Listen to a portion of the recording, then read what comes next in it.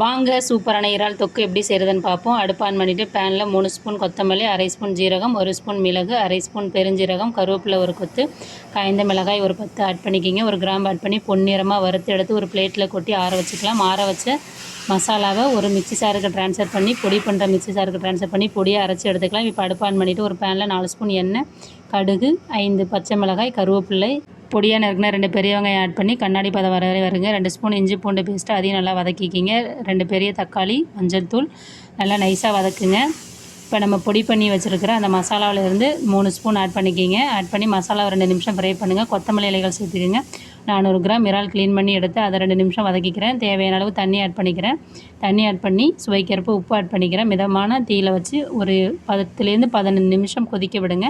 நல்லா கிரேவி சுண்டி சூப்பராக நமக்கு இறால் தொக்கு ரெடியாக இருக்குங்க. இப்போ கொத்தமல்லி இலைகளை சேர்த்து பரிமாறினா சூப்பரான சுவையான இறால் தொக்கு வந்து தயாருங்க.